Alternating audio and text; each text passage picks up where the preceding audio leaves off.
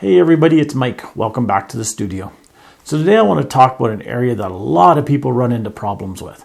And whether they're having somebody like me print for them, or whether they're sending their stuff to a lab, or whether they're even just selling their digital files. A lot of people seem to have this issue because they've never been taught the correct way to do it. So I want to talk today about how to edit your photos or your digital files. Not what programs to use, not the different stages to do, but some of the safety stuff that you should be looking into and you should be correcting now before you get yourself in trouble. So the very first thing, never, ever, ever save over your original file. So if you have a file that's file number 1, when you open it in your editing program, I don't care what program you use, I don't care if you're Mac or PC, I don't care anything, but when you open that digital file, you need to save it as a different name. Now, people will say, my editing program, automatic, I don't care. My editing pro, I don't care. Well, this editing, I don't care. Don't save over your original file. Because even when your program is supposed to save it in a different format or save it as a different name, I've had so many people contact me that had problems with their files.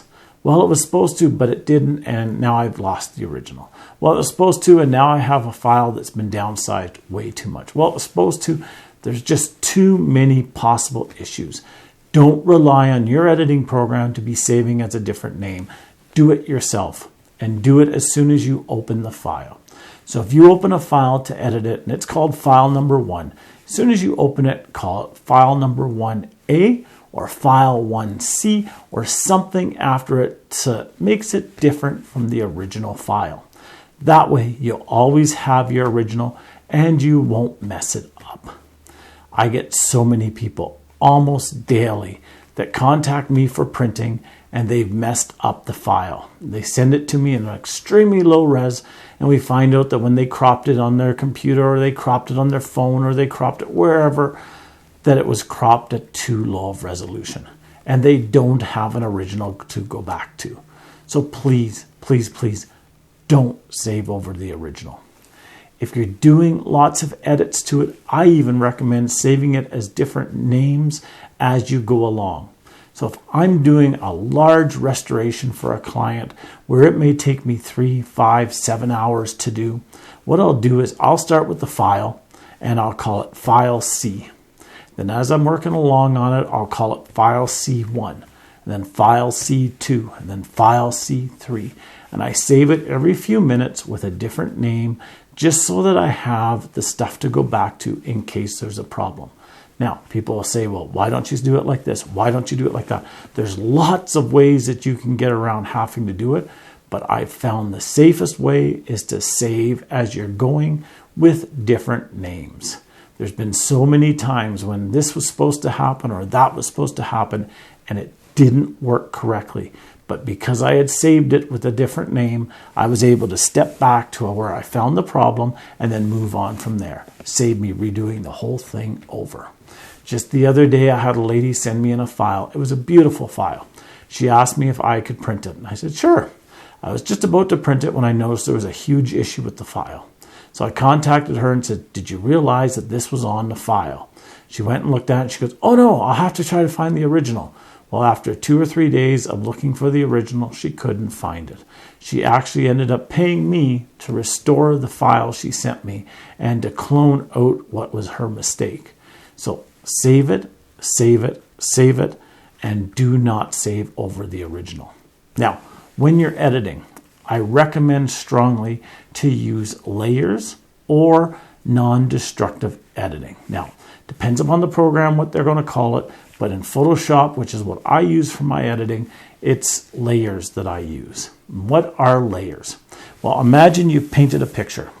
Then you lay a piece of plastic over top of that picture and you continue to draw on it. Then you do some drawing on that. Then you lay another piece of plastic over it and you do some more work on it. Then you lay another piece of plastic over it and you do some more work on it. Those pieces of plastic are like the layers in Photoshop.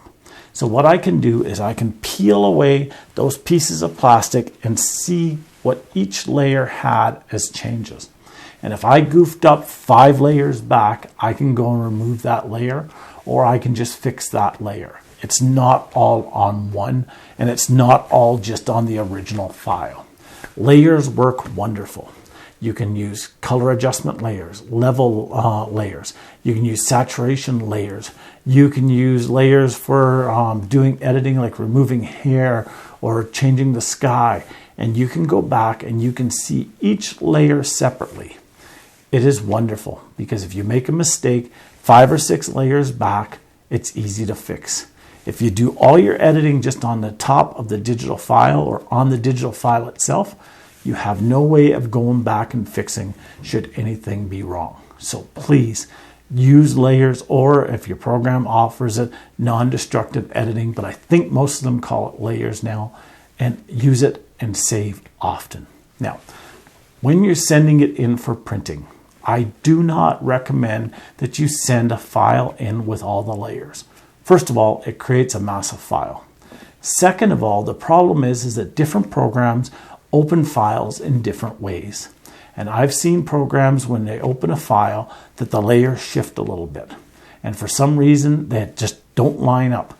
And all of a sudden, something that looked perfect on the original, it was opened and everything shifted a little bit, or a layer got missed because one program was a different version than another, and it just messed it up.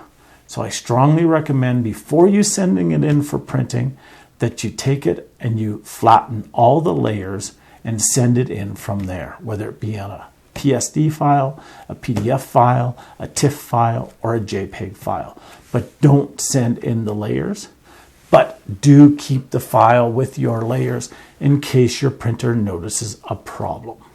So until next time, have a wonderful day. I hope you get out there and get some great pictures, and I hope you get them printed. If you're around Southern Alberta and you need a good printer, I'm the guy. If you like this video, click on the like button down below, subscribe to my channel, and we'll see you next time. Bye-bye now.